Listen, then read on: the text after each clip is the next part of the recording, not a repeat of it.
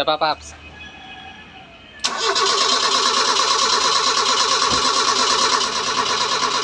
Okay na. Ayaw talaga. Sira na yung gasket. Kaya mas magandang palitan na natin sa ilalim.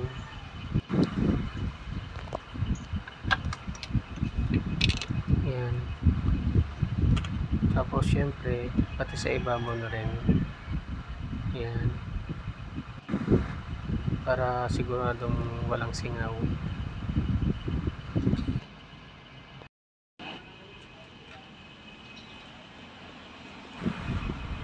Yan. So, kakabit naman natin ngayon. Palapit ng matapos. Ito natin ibaba. Kailangan may kabit na yung hook sa idle up. Yan, kabit na rin natin yung cable. Tapos mga hose sa advancer. Tapos ito pinaka-importante yung solenoid. May wire yan, kulay green tsaka yung brown.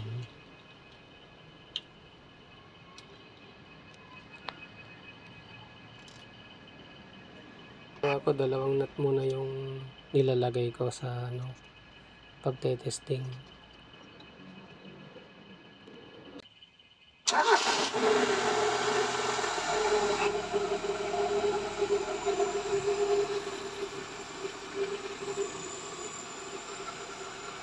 Okay.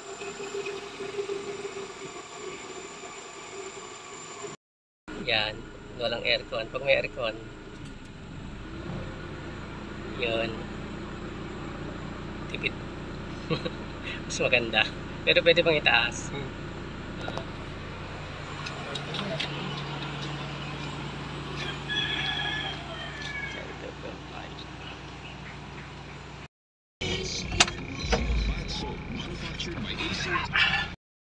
Okay.